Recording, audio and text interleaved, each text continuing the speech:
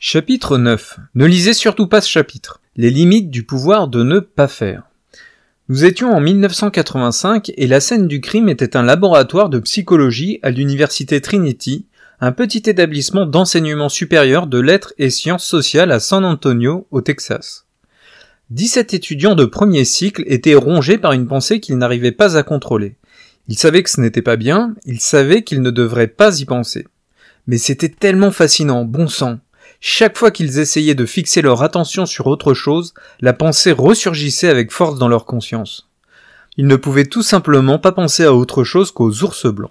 Les ours blancs étaient rarement un souci pour ces jeunes étudiants dont la préoccupation tournait plutôt autour du sexe, des examens et de la déception de New Coke. New Coke était une formule de Coca-Cola lancée en 1985.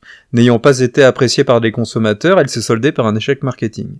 Mais à ce moment-là, les ours blancs étaient pour eux le sujet irrésistible.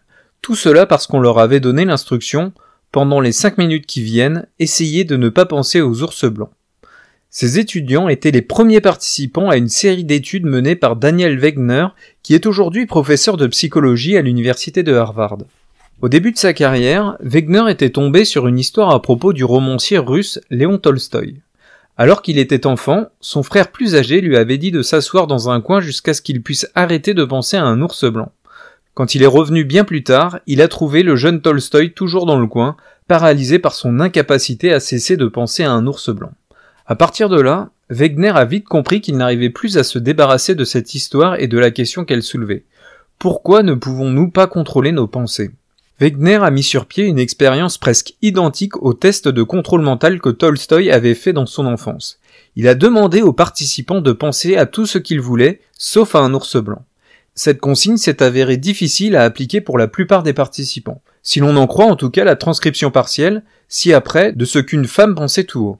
J'essaie de penser à 1 million de choses pour me forcer à penser à autre chose qu'un ours blanc. Et je n'arrête pas d'y penser. Encore et encore. Encore. Alors, oh, regarde ce mur marron. J'ai l'impression qu'à chaque fois que j'essaie de ne pas penser à un ours blanc, j'y pense quand même. Et ainsi de suite, avec peu de variations pendant 15 minutes. L'incapacité d'arrêter de penser à des ours blancs ne vous apparaît peut-être pas comme le pire des échecs de la volonté. Mais comme nous le verrons, le problème de l'interdiction s'étend à toute pensée qu'on essaie de proscrire. Les dernières recherches en matière d'anxiété, de dépression, de régime et d'addiction le confirment toutes. Le pouvoir de ne pas faire est lamentablement voué à l'échec quand il s'applique au monde des pensées et des sentiments internes. Dans ce monde intérieur, nous allons découvrir qu'il nous faut une nouvelle définition du self-control, une qui nous permette de relâcher notre self-control. N'est-ce pas ironique ? Wegner a réitéré son expérience de pensée avec d'autres étudiants, et quand eux aussi sont devenus obsédés par les ours, il a interdit d'autres pensées. Chaque fois, le simple fait d'essayer de ne pas penser à quelque chose déclenchait un effet paradoxal. Les gens pensaient à cette chose plus que lorsqu'ils n'essayaient pas de contrôler leurs pensées, et même plus que quand ils essayaient volontairement d'y penser. L'effet était particulièrement flagrant quand les gens étaient déjà stressés, fatigués ou distraits. Wegner a surnommé cet effet le rebond ironique. Vous repoussez une pensée et vlan, la voilà qui revient tel un boomerang. Le rebond ironique explique de nombreuses frustrations modernes. L'insomniaque qui se sent d'autant plus éveillé qu'il essaie de s'endormir, la personne au régime qui bannit les féculents et se retrouve à rêver de pain et de whoopies, enfin l'éternel inquiet qui essaie de refouler son anxiété et se retrouve sans cesse à imaginer les pires désastres. Wegner a même montré qu'essayer de se forcer à ne pas penser à une amourette quand on est réveillé augmente la probabilité d'en rêver la nuit, plus que quand on songe intentionnellement à la personne de nos rêves. Cela contribue sans aucun doute à l'effet Roméo et Juliette, la tendance psychologique bien connue de désirer plus fortement quelqu'un quand une histoire d'amour est proscrite. Wegner a trouvé la preuve d'effet ironique quasiment à chaque fois que l'on essaie de supprimer un instinct. Le candidat à un poste qui veut tellement faire une bonne impression risque fort de laisser échapper la chose qui va faire grincer des dents le recruteur. Le conférencier qui essaie d'être politiquement correct active paradoxalement dans son esprit tous les clichés offensants. La personne qui veut absolument garder un secret se retrouve obligée de vendre la mèche. Le serveur qui fait tout son possible pour ne pas renverser son plateau a plus de risques de se retrouver avec de la sauce bolognaise sur la chemise. Wegner attribue même à l'effet ironique, sans doute par indulgence, la découverte scientifique selon laquelle les hommes les plus homophobes ont les plus grandes érections lorsqu'ils regardent des films pornographiques homosexuels. Pourquoi on ne peut pas arriver à supprimer une pensée ? Pourquoi le fait d'essayer d'éliminer une pensée ou une émotion déclenche-t-il un rebond? Wegener soupçonne que c'est lié à la façon dont le cerveau traite la commande « ne pas penser à quelque chose ». Il divise les tâches en deux parties qui activent deux systèmes du cerveau différents. Une partie de votre esprit va s'occuper de diriger votre attention vers n'importe quoi d'autre, sauf la pensée interdite. C'est comme la femme dans la première étude de Wegener qui essayait de ne pas penser à l'ours blanc. J'essaie de penser à 1 million de choses pour me forcer à penser à autre chose qu'à un ours blanc. Oh, regarde ce mur marron. Wegener appelle ce processus l'opérateur. L'opérateur dépend du système de self-control du cerveau et, comme toute forme de self-control recherché, requiert une bonne dose de ressources mentales et d'énergie. Et une autre partie de votre esprit va s'occuper de trouver des preuves que vous pensez ce à quoi vous ne voulez pas penser, ou que vous ressentez ou faites ce que vous ne voulez pas faire ou ressentir. C'est comme ce qu'observait cette jeune femme. Je n'arrête pas d'y penser encore et encore et encore. Chaque fois que j'essaie de ne pas penser à un ours blanc, j'y pense quand même. Wegener appelle ce processus le moniteur. Contrairement à l'opérateur, le moniteur marche automatiquement et sans grand effort mental. Dans le cerveau, le moniteur se rapproche plus du système automatique de détection d'une menace. Cela peut paraître positif, self-control automatique, jusqu'à ce que vous vous rendiez compte à quel point la coopération entre l'opérateur et le moniteur est critique. Si, pour une raison X, l'opérateur commence à s'essouffler, le moniteur va devenir un cauchemar pour le self-control. Dans les circonstances ordinaires, l'opérateur et le moniteur fonctionnent en parallèle. Imaginons que vous alliez au supermarché et que vous ayez décidé de ne pas vous laisser tenter par l'allée des biscuits.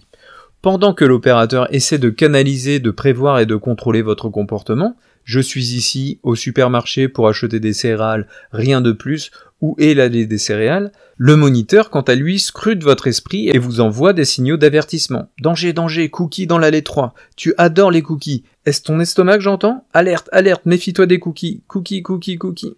Si vos ressources mentales sont élevées, l'opérateur peut mettre à profit l'hystérie du moniteur. Quand le moniteur signale des tentations possibles ou des pensées gênantes, l'opérateur entre en scène pour vous diriger vers vos objectifs et loin des ennuis. Mais si vos ressources mentales sont mises à l'épreuve, que ce soit par des sources de distraction, de la fatigue, du stress, de l'alcool, une maladie ou toute activité mentalement épuisante, l'opérateur ne peut pas faire son travail. Le moniteur, au contraire, est comme le petit lapin du Racel. Il continue et continue et continue. Un opérateur fatigué et un moniteur dynamisé créent un déséquilibre problématique dans le cerveau. Comme le moniteur recherche quelque chose d'interdit, il passe son temps à rappeler au cerveau ce qu'il recherche. Les neuroscientifiques ont montré que le cerveau traite l'information interdite juste en dehors de la pleine conscience. Résultat, vous êtes prédisposé à penser à ce à quoi vous voulez éviter de penser, ou à ressentir ou à faire ce que vous voulez éviter de ressentir ou de faire. Par conséquent, dès que vous franchissez l'allée des biscuits dans le supermarché, le moniteur se rappelle l'objectif de ne pas acheter de cookies et il inonde votre esprit de cookies, cookies, cookies. Si l'opérateur n'a pas toute sa force pour contrecarrer le moniteur, c'est comme une tragédie shakespearienne à l'intérieur de votre cerveau. En essayant d'empêcher votre chute, le moniteur vous y amène directement. Si je pense comme ça, c'est que ça doit être vrai. Essayez de ne pas penser à quelque chose est la meilleure garantie que cette pensée ne sera jamais loin de votre esprit. Cela engendre un deuxième problème. Quand vous essayez de repousser une pensée et que cette pensée revient sans cesse dans votre esprit, vous avez de plus grands risques de supposer qu'elle doit être juste. Sinon, pourquoi cette pensée reviendrait-elle sans arrêt à la charge? Nous croyons que nos pensées sont une source importante d'informations. Quand l'une revient sans cesse et qu'elle est de plus en plus difficile à évacuer, il est naturel de supposer que ce doit être un message urgent auquel il faudrait prêter attention. Ce préjugé cognitif semble être ancré dans le cerveau humain. Nous estimons la probabilité ou la véracité de quelque chose en fonction de la facilité avec laquelle nous pouvons l'amener à notre esprit.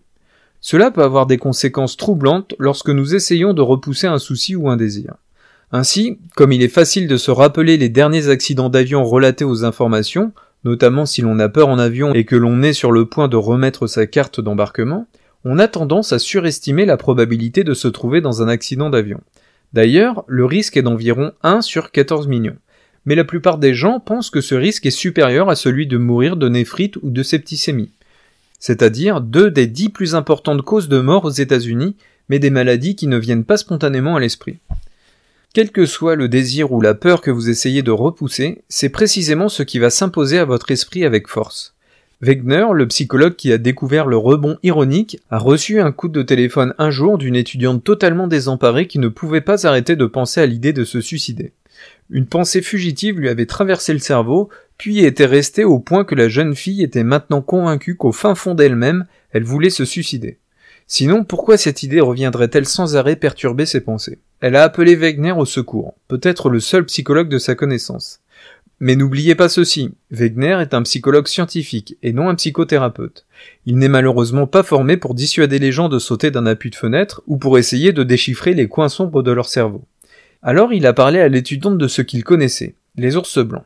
Il lui a raconté ses expériences et lui a expliqué que plus on essaie de repousser une idée, plus il y a de risques que cette pensée revienne à la conscience. Cela ne veut pas dire que la pensée est vraie ou importante. L'étudiante s'est sentie soulagée de comprendre que la façon dont elle avait réagi à la pensée du suicide en avait renforcé l'idée, mais que cela ne voulait pas dire qu'elle voulait réellement se tuer.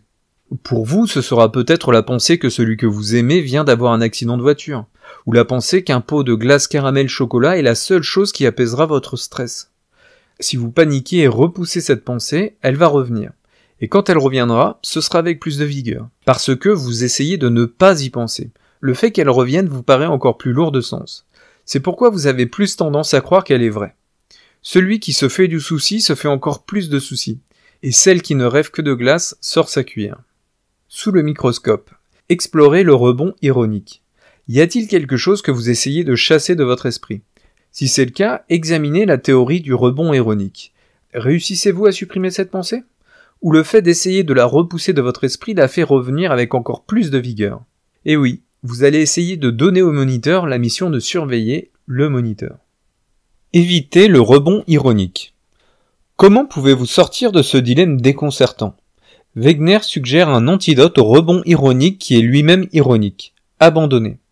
Lorsque vous cessez d'essayer de contrôler des pensées ou des émotions non désirées, elles cessent de vous contrôler.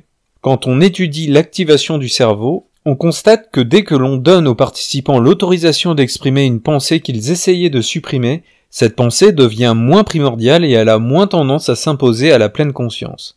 Paradoxalement, l'autorisation de penser à quelque chose réduit la probabilité d'y penser. Cette solution s'avère utile pour une gamme étonnamment large d'expériences intérieures non désirées. L'envie de penser à ce que vous pensez et de ressentir ce que vous ressentez, sans forcément croire que c'est vrai ni vous sentir obligé d'agir en conséquence, est une stratégie efficace pour traiter l'anxiété, la dépression, les envies alimentaires et l'addiction. Nous allons examiner les preuves pour chacun de ces cas.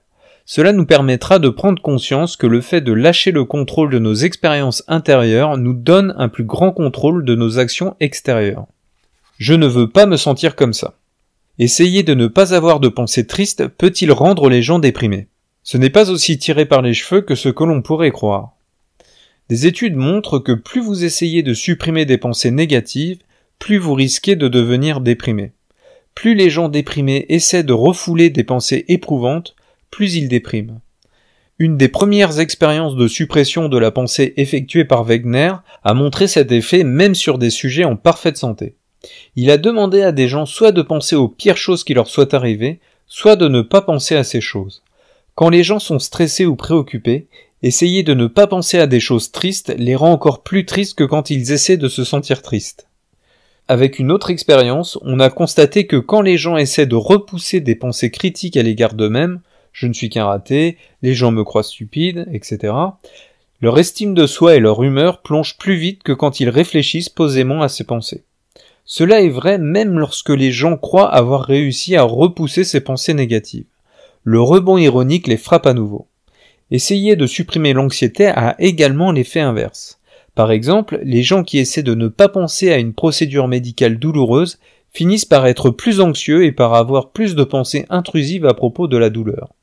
Les gens qui essaient de supprimer leur trac avant de parler en public ont non seulement plus d'anxiété, mais aussi un rythme cardiaque plus élevé, et donc plus de risques de cafouiller pendant leur discours. On peut essayer de repousser des pensées de notre esprit, mais le corps comprend le message quand même. Et tout comme la tentative de supprimer les pensées tristes ou critiques à l'égard de soi-même aggrave la dépression, des études montrent que la suppression de pensées augmente les symptômes de troubles de l'anxiété grave comme le syndrome de stress post-traumatique et le trouble obsessionnel compulsif. Ces découvertes peuvent être difficiles à saisir. Elles vont à l'encontre de tous les instincts que nous avons pour protéger notre esprit des pensées perturbantes. Que sommes-nous censés faire avec de telles pensées négatives si ce n'est nous en débarrasser? Mais comme nous le verrons, si nous voulons éviter la souffrance mentale, nous devons faire la paix avec ces pensées et non les repousser.